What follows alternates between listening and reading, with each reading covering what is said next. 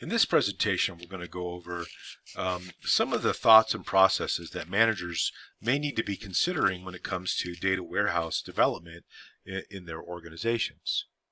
So to start with, what we want to take a look at is the two types of philosophies that can come into creating a data warehouse. So there's two guys in the field. One is name is Inman, the other one is named Kimball. And they have two different approaches when it comes to creating a data warehouse. Inman says, create the enterprise data warehouse first, and then build down into the rest of the organization. Kimball says, build data marts first, and then build up to your data warehouse. Which model is best? Well, here's some considerations. So the Inman model says build the data warehouse first and then trickle on down to your data marts. Now, what would happen is that your users would connect to the data through the data marts, and of course the transition of the data sources would go into the data warehouse. However, one of the issues is that until this data warehouse is complete, the data marts can't be complete, and then users can't connect to the data. So it could take a lot of time and effort before users really are able to take advantage of it. Kimball says, first create a small scale data mart. Let users connect to it, and then create others. Once those are created, now go up to the data warehouse, and we can start with extracting the data first into those data marts, then to the data warehouse, and we build it in pieces. So which model is the best? Usually the one that fits the organization the best. Another alternative is what's called have a hosted data warehouse, which is becoming more and more feasible when you start thinking about platforms as a service, software as a service, and whatnot. So in this particular table, we're seeing the differences between the Kimball approach, which is the data mart approach, and the Inman approach, which is the data warehouse approach. Take the time and look over this. Take note of a couple things. The amount of time for the data mart approach is months for one subject area, where for the data warehouse it's years for several subject areas. It's moderately affordable for a data mart approach, but it's extremely expensive for a data warehouse approach. Keep in mind, you don't necessarily get the same thing, where it could be $10,000 for one data mart, and you may have to spend $1 million overall to get all your data consolidated. Difficulty? Also the size. So look through this table and then ask yourself what type of organizations might want to take the Kimball approach versus the Inman approach. Now also you can deal with a hosted data warehouse or something in the cloud. So there's my crazy cloud for today. All right, I can put a little smiley face. There we go. One ideal use of the cloud provides several benefits to using the cloud, such as Amazon Web Services or Microsoft Azure.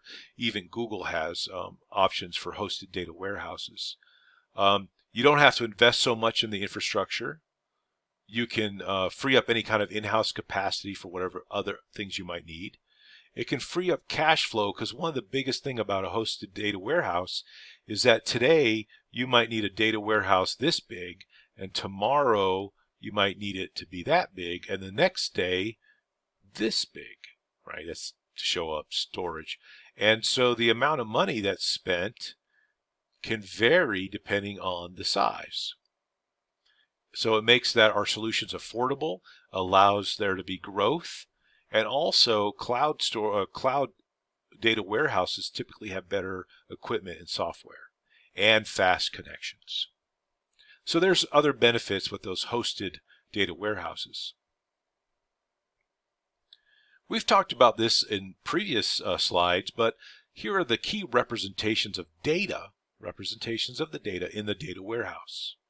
So we have basic dimensional modeling using star or snowflake schemas, the ability to slice on multiple dimensions and present data on those multiple dimensions.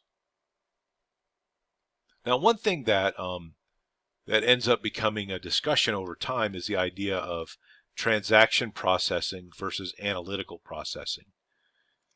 Transaction processing is basically the idea of everyday tasks. So every day, what happens? You sell a product, and then you sell that product sale equals a transaction, and data gets stored online into that transaction processing.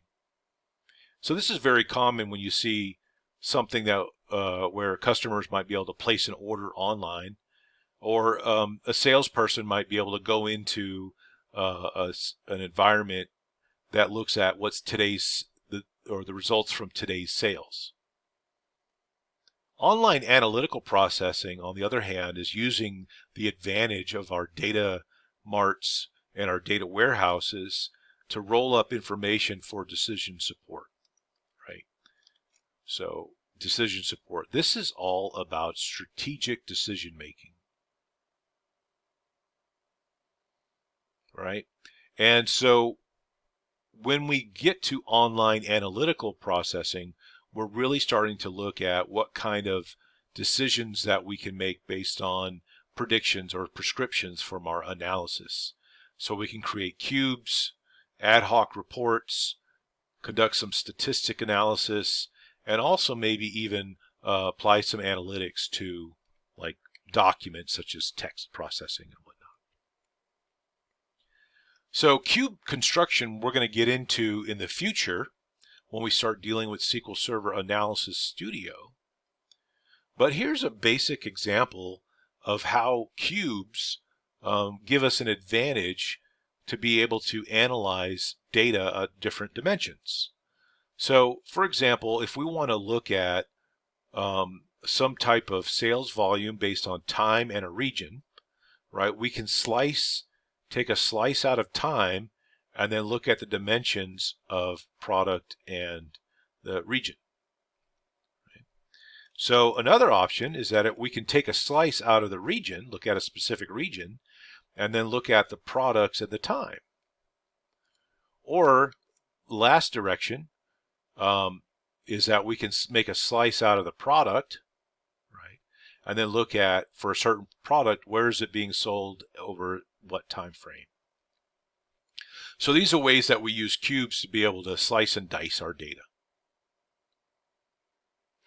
All right. So successful implementation means good management support. Management is your sponsors. Make sure that expectations are able to be met. And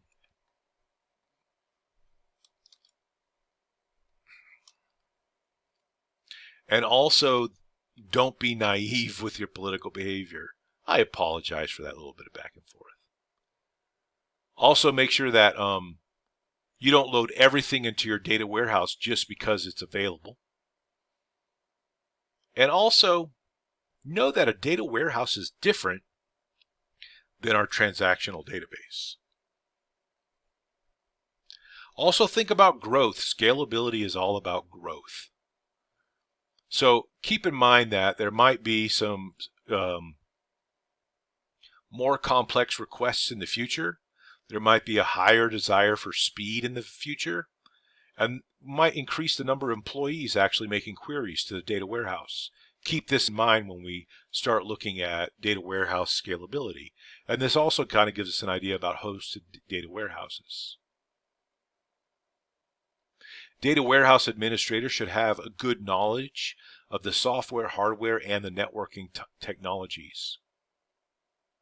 They should also, more importantly, have a good, strong business knowledge. Security is important, and also your security data warehouse or your data warehouse administrator should be able to apply security measures, but it might be worth hiring somebody else to manage the security in a data warehouse. In the future, there's more data coming.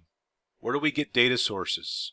from the web, social media, big data, software as a service, cloud computing, data lakes. Also, there's ideas of columnar databases, etc. These are new areas where data can be created by, and also how we can store our data. Data lakes are the idea that there's large volumes of data that's stored but has no structure to it. So this table kind of gives us an idea when we look at a data warehouse and how structured it is versus how a data lake is raw in its natural format. A data warehouse, we use SQL to retrieve the data, but we have no SQL opportunities in order to read that data, and we have to use different techniques. Notice that the data warehouse is used by professional business people, where the data lake is more of the data science type.